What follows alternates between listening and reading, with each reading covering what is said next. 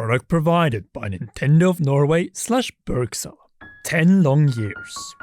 That is how long we waited for a sequel to Wii U's Pikmin 3.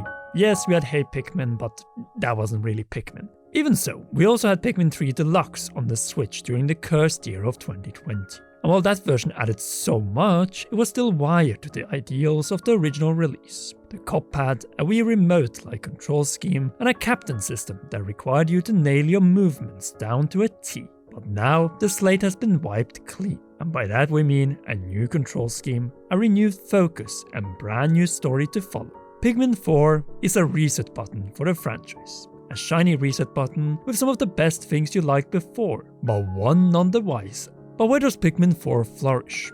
Well, in most of its aspects, surprisingly enough.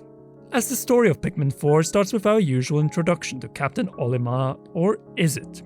While Olimar is present, his backstory seems to be different from the previous 3 entries. It seems that the captain stumbled upon the Pikmin during this journey, found a staggering amount of his ship parts, and sent an SOS signal for help elsewhere.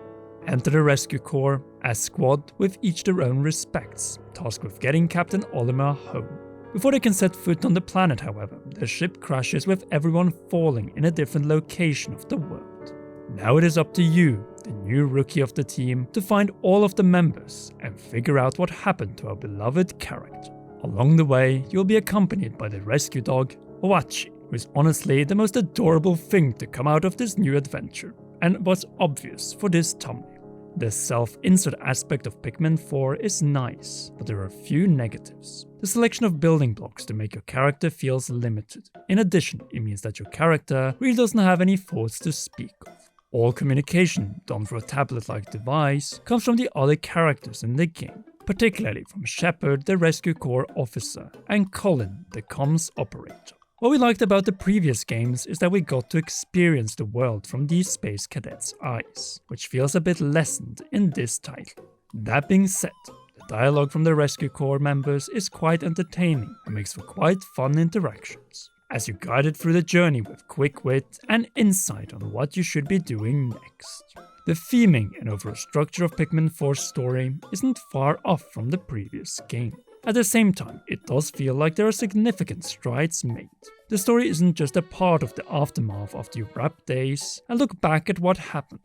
Now there's a different hub area where you interact with characters, receive new quests to complete along the ride, obtain items, and go between the different options. There isn't anything in terms of voice acting, as you would expect, but it constantly feels like Pikmin 4 is continuously building up to whatever comes next. What helps is that there's less pressure to perform, as outside of the day and night cycle, Pikmin 4 allows you to go at your own pace. You can take as much as you need to get missions done, even those that are related to the main story. The Sparklium, the main resource in Pikmin 4, can be found by collecting treasure and exploring the different locales effectively. In turn, the player has somewhat more of a relaxed time getting to know the controls and new gameplay elements. And even when you screw up, the game allows you to travel a few minutes back in time and redo any errors you made. The atmosphere while playing has never been stronger before. That is what impressed us very much from the beginning. What helps is that Pikmin 4's gameplay is the most diverse in its history.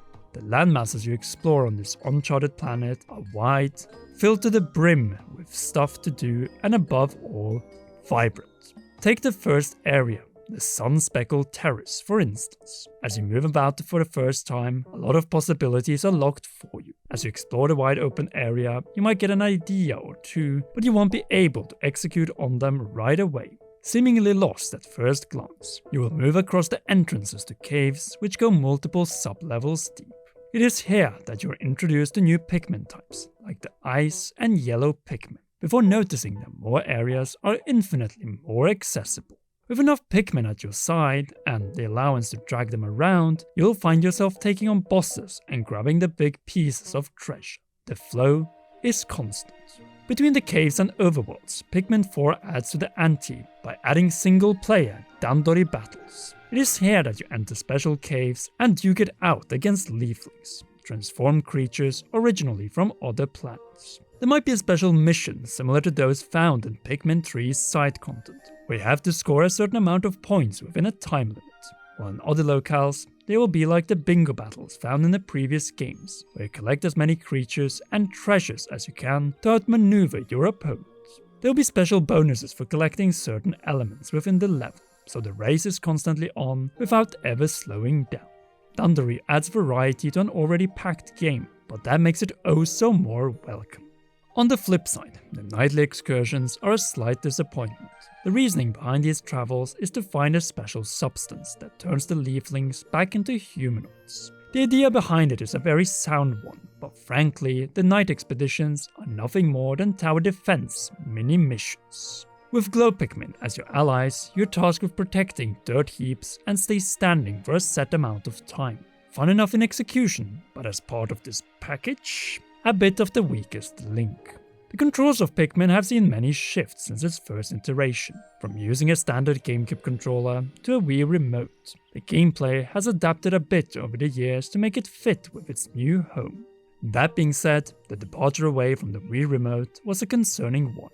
The scheme made so much sense for the game design, which had us pretty worried for Pikmin 4. While there's room for some skepticism, the overall results are far more positive than we could have hoped for. The controls are far closer to the GameCube controls, though you can opt for small motion control based functions to elevate some concerns.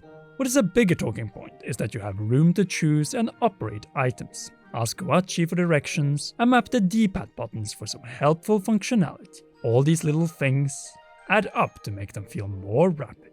Another big addition in this game is auto-aim. It is honestly a bit divisive, but overall very much a net positive. On the downside, it removes the human error element from Pikmin, which makes the newest iteration slightly less chaotic. Plus, it is easy for the auto-aim to be stuck in its own ways. With that said, it makes the base level of entry far better for newer players, so if you've been on the fence when it comes to Pikmin, this game allows you more free roam access from an early point in the game. Next to that, it helps a lot when fighting the bigger enemies throughout the game, as it locates the points you can hit and helps you be more effective 9 times out of 10. The preference really depends on the person here. Do you prefer a challenge, or do you just want to get through the game? Going on the dandori battles a bit, you can actually play them locally, just as you could in the previous Pikmin games. These hard-hitting battles are a treat to duke it out with a local friend and get the best results possible by collecting as much as you can. But this is also why it is disappointing that just like with Pikmin 3 Deluxe before it, dandori and bingo battles aren't playable online. Could you imagine having your own squad of Pikmin and see how far you have reached compared to others on your friend list? Maybe not a feature that would have had legs, but one that is extremely novel in concept and bringing the Pikmin genre to an even wider audience. Oh well, maybe one day Nintendo, maybe one day. Pikmin 4 is straight up one of the most beautiful games available on Nintendo Switch. The beautiful looking vistas, texture work and overall design make this game a sight to behold. That is true in every single aspect of the game. Unlike Pikmin 2, where dungeons were randomly generated, Pikmin 4s are designed to discover every little nook and cranny. The overworlds use visual design cues to make sure that you look carefully and be aware of surprising enemies or obstacles. The craftsmanship is on display, and the Pikmin team went out to make that happen. Naturally, it is also a good thing that the usage of color is so strong.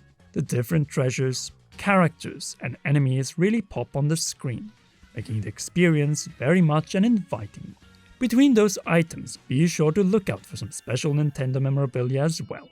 Equally, the soundtrack has a strong mixture of frantic and calming tones, which all fit the situations perfectly.